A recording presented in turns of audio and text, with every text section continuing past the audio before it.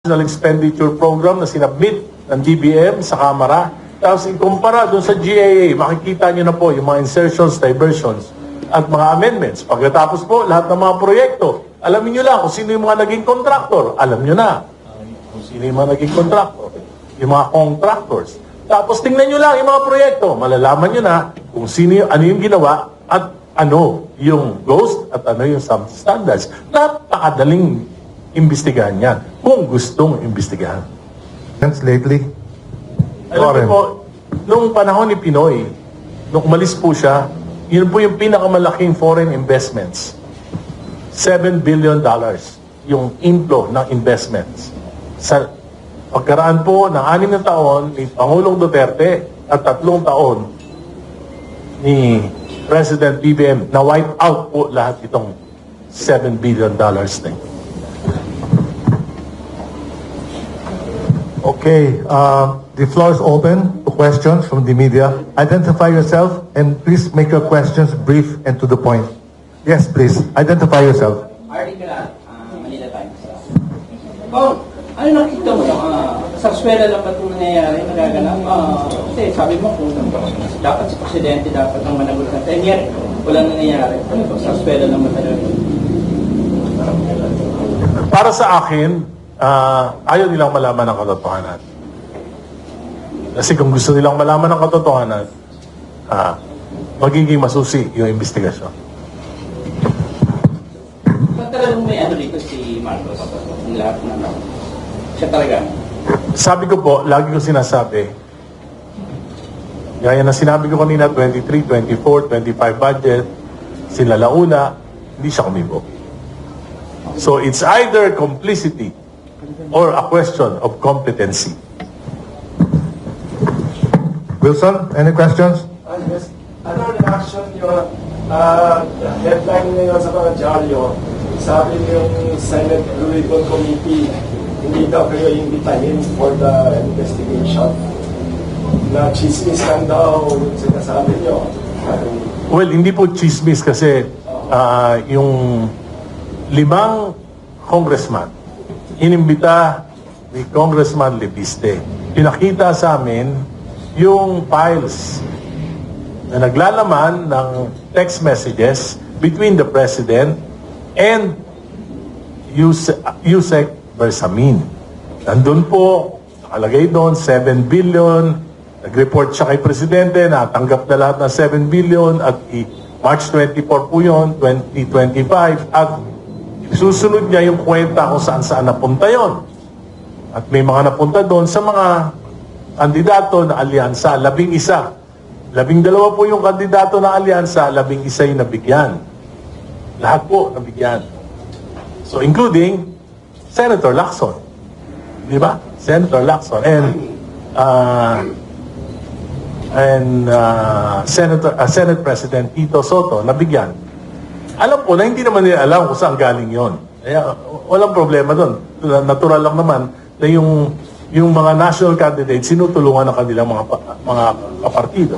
Di ba? So, may napunta kay Andrew E. 68 million talent fee. At yan ay dumaan lahat kay Congressman Toby Chanco. Ang ginawa ko, pinunta ko si Kong Toby. Dahil kaibigan ko naman yan. Tinanong ko siya, totoo ba yan? Sabi niya, totoo.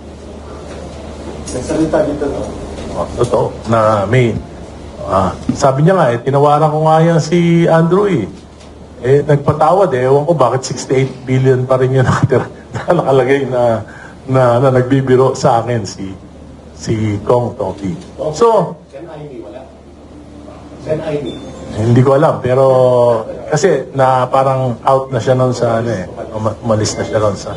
So, ibig sabihin, ito pa lamang ay worth investigating na. Dahil may facts eh. Di ba? May facts. These are facts. Pangatlo, yung pinakita sa akin ang mga text messages, merong ibang issue, not just the campaign, pero may mga national issues na pinapatrabaho si Presidente kay Yusek Bersamin. So, kung hindi totoo to, di patawag.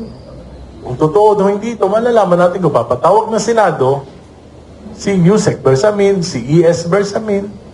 Di ba? Matawag lang. Para magkaalaman. By the way, ni-reveal yan ni Congressman Tinio February 9. Ano nung date na ngayon?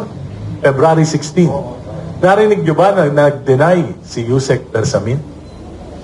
Narinig nyo ba na nag-deny si E.S. Bersamin? Hindi sila nagde-deny. No comment. Si Leandro Libiste ba nag-deny na inausap niya kaming 5 congressman? In 4 occasions, nagharap-harap kami. At ipinakita niya together with 4 other congressmen. So, it's worth investigating. But it seems that Senator Lacson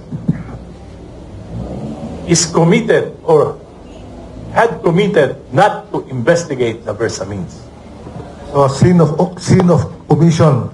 Congressman, kung gano'n, cover up talaga. Cover up. Complete cover up. Yes, and a cover-up will require a series of cover-ups. Kaya hindi po matatapos ito. At kung hindi na natapos dito, sino tatamaan? Yung ekonomiya. Kung tatamaan ang ekonomiya, sino tatamaan? Yung pinakamahihirap nating mga kababayan. Kwan lang to ha, question. Buhay po ba si Cabral? Ay, wala po akong alam doon. Wala po ako. Anyway, can I change the subject? Yung sa China, kasi yung kakaroon ng issue ngayon sa Congress, no? I mean sa Senate, with regards to Tariela's statement and the Chinese embassy's reaction. Ano pong take niyo dyan? Well, the chief architect of foreign policy is the president.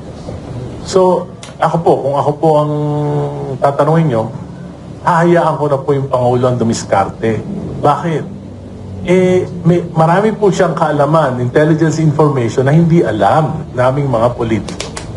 So, dapat, presidente ang manguna, dapat maging malinaw yung posisyon ng presidente dito. At kung ano man yung maging posisyon niya, dahil ito po ay foreign relation, dapat suportahan natin siya. Okay, another question to Congressman. Si Freddy Topacio filed, I think, a case, diba, a few days ago against Soto, no?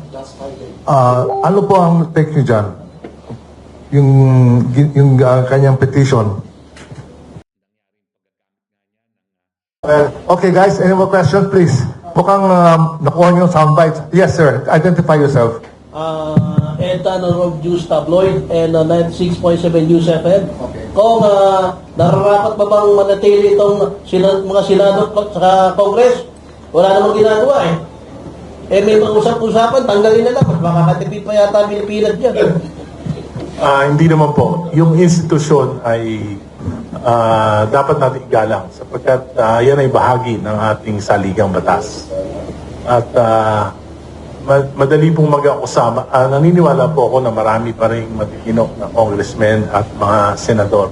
Kaya lang po na dahil dito sa mga issue at dahil din na, alam nyo, yung ginagawa ko ito, napakamahirap na nitong ginagawa ko na ito dahil may mga epekto ito sa aking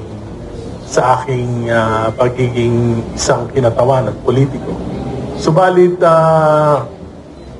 sa tagal ko po, I've been serving our country for the last 50 years in various capacities. So, para sa akin po, baka ito na po yung mga huling panahon ng paglilingkod ko.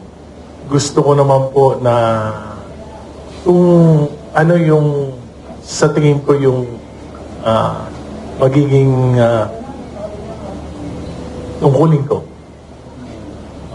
ayon sa aking mga discernment na ang batayan ko po ay ang aking mahabang karanasan, ang aking mga iniidolo at siyempre yung batayan ko dito ay matindi kong pananampalataya sa ating Panginoon. Gagawin ko na lang po yung sa tingin ko yung nararapat. Very good. Yes. Sige, okay. Quickly. Nabanggit mo kanina yung tagal ka na nanunukad and then naging super vocal ka talaga against corruption and directives of course sa administration. May mga threat ka bang na-receive or may mga tao ba nagsabi siya na maglayo ka? Wala naman po, in fairness. Wala naman po. Dahil kung nagsasalita po ako ay pinipilit ko po na maging magalang kahit na masakit yung aking mga sinasabi at naniniwala po ako na wala akong sinasabi na hindi totoo. At kung meron man po yung makakapagpatunay na may hindi totoo akong sinabi, ako po ay hihingi ng public apology. Pero sa ngayon po, ang lahat po ng sinasabi ko sa totoo lang. Well, the truth hurts, di ba? Ang problema ng ating bansa, truth decay. Yes, ma'am. Go ahead.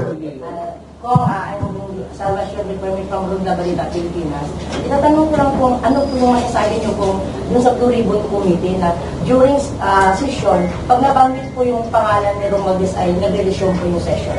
Ano po komento natin? Kasi it regards po yan sa flood control na pinag-usapan. Well, I think na-compromise na po ang Blue Ribbon Committee ni Senator Lacson. Kasi po, bukod dun sa kanilang political struggles for the leadership of the Senate, sa tingin ko po, meron silang ayaw na matumbok na katotohanan. Yes, identify yourself. Pizza Lopez po from your TV News. Congressman, nasabi ni Atty. Luistro na gagamitin nila yung process na ginamit dun sa impeachment process ni Pangulong Marcos, which is to dismiss in the process of sufficiency in form and substance. May pangamba po ba kayo na parang mauuwi lang din sa dismissal yung impeachment laban kay Vice President Sara Duterte? Ayoko pong pangunahan yung mga pangyayari. Gaya po na sinabi ko, I will prepare yung impeachment process ni President Marcos. I voted yes to the sufficiency and form. I voted no to the sufficiency and substance dun sa unang complaint ni Attorney De Jesus. Pero dun po sa complaint ng Makabayan Black, I voted yes.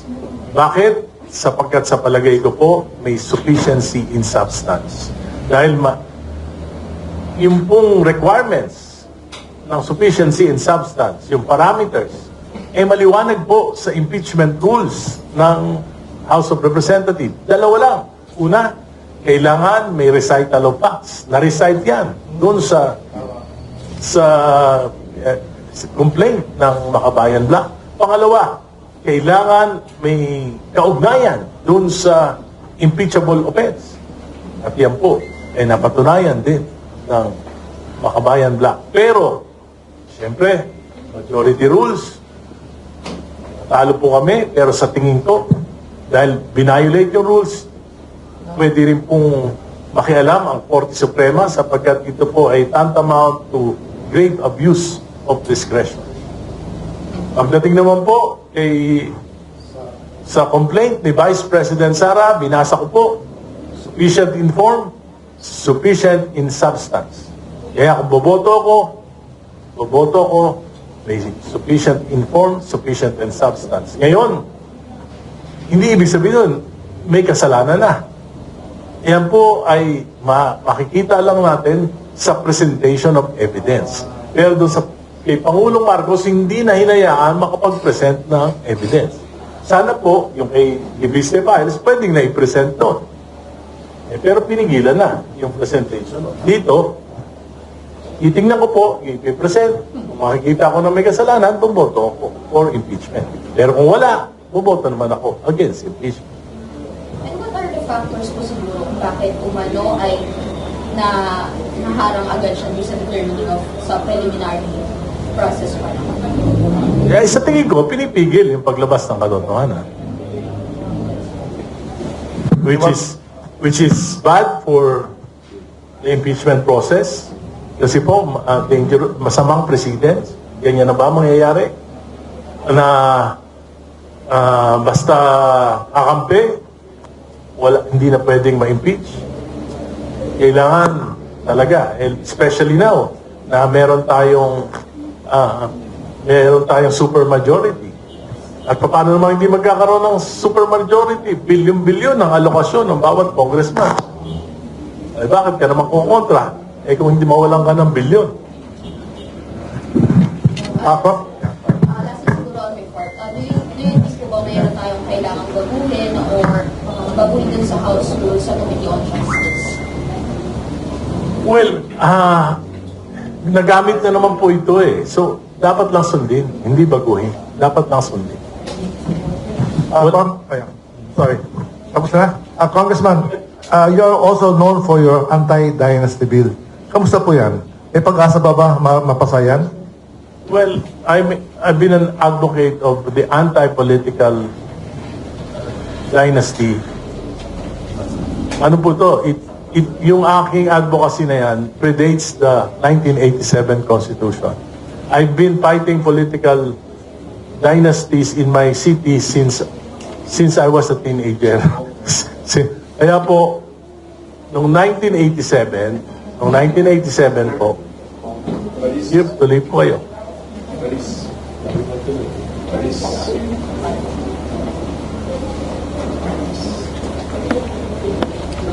We want to welcome the late Marie Sumali of GMA7. And of course, my friend, si Danny. So, ito po yung panlimang pagiging kinatawan ko sa Kongreso. Ito na rin po yung ikalimang pagpa-file ko ng anti-political dynasty bill. Ang 2001, 2013, 2016, 2019, then ngayon po, 2025. At ang pinakamataas na inabot ko itong bill na ito ay noong 2013. Noong panahon po ni Presidente Aquino. Ito po ay nakapasa sa Committee on Suffrage and Electoral Reforms at is a product of a principled compromise.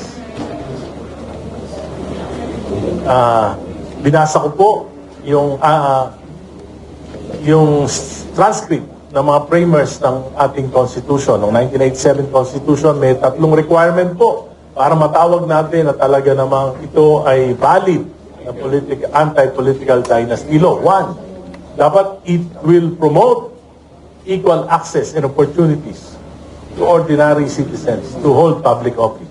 Pangalawa, it would prevent the monopoly of power by families. At pangatlo, dapat po hindi arbitrary. Anong ibig sabihin? Hindi naman dapat parusahan mo yung malalayo ng kamag-anak. Diba? Dahil, kaya po, dati po, yung mga pinafile ko po ay talaga mahigpit. One per family, second degree of consanguinity and affinity. Yung naging compromise ko po, dalawa. Isang national, isang local. Iba ang constituency. At second degree po. Yan po yung, kung hindi po second degree, magkakagulo na. Hindi na, unenforceable, unimplementable na po ang isang anti-political dynasty. Bakit? Kasi po, pagka magpipinsan, 5 magpipinsan, hindi na yan direct family. Nag-file. Sino magka-qualify? Sino hindi? Sabi ni Justice Carpio, hindi yung una-una nag-file. Pagka unahan po ang pagpa-file, aba, 3 araw pa, nakapila na yung magpipinsan, magpapatayan yan sa pila.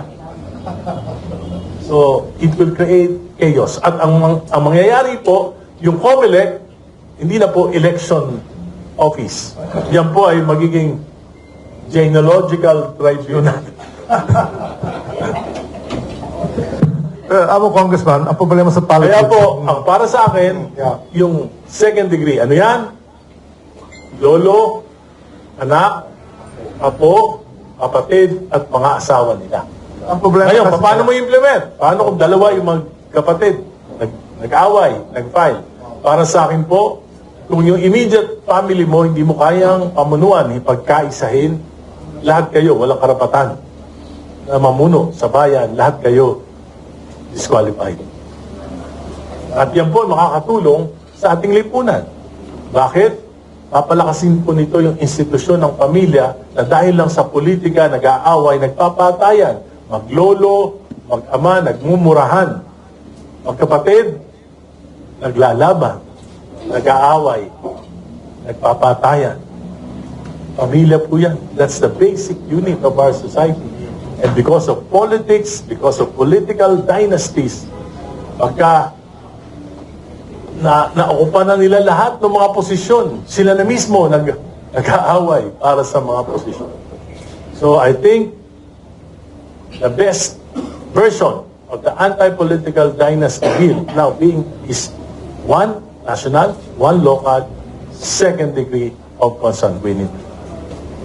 Kamusta po yung laki yung bill niya? Ito po ay Are you confident na? well, alam nyo, 80% ng Kongreso, political dynasties. Ang masasabi ko, pag napasa yung version ko, wala nang hot political dynasties. At pag nabawasan yan, magkakaroon